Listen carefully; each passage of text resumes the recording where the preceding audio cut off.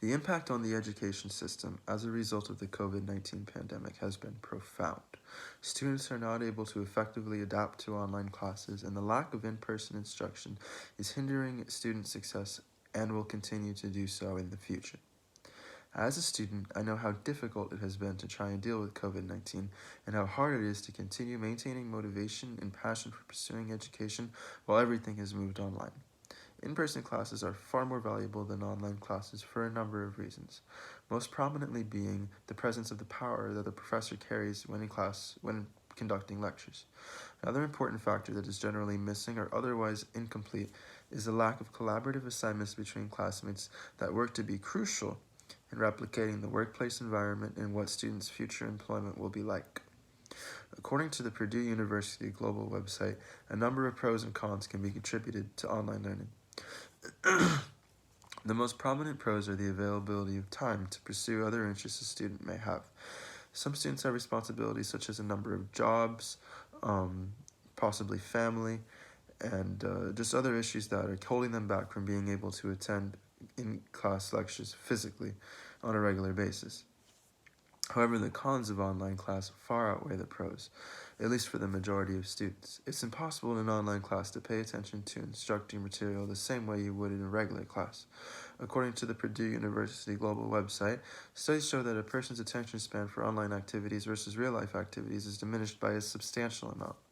The contributing factors to this are distractions at home, a lack of discipline when you're just attending a Zoom class from the comfort of your room, and a loss of motivation when you're just not in class and interacting the same way.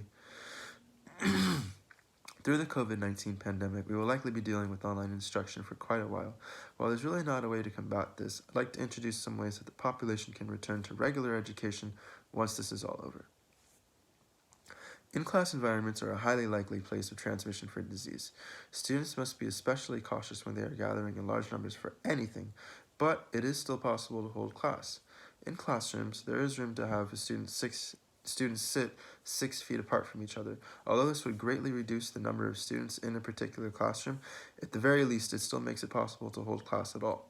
In addition to this, the CDC estimates that when wearing proper protective equipment such as a face mask and even gloves, the infection rate of COVID-19 reduces by a drastic amount, leaving only a 1 to 2% chance of infection from carrier to non-carrier.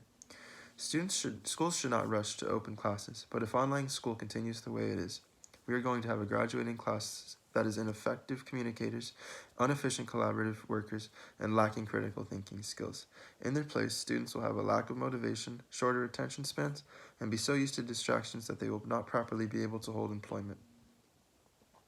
The cause of the COVID-19 pandemic is still unable to be attributed to any one thing, but the cause of the move to online education can be directly related to the pandemic.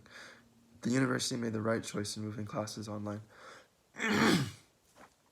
While maintaining strict social distancing, it is reasonable to say that school may be able to return in the fall for certain types of classroom settings. Obviously, not all types of instructions between students and professors will be able to be possible until we achieve immunity or discover a vaccine. But it is still possible to allow for some in-person instruction.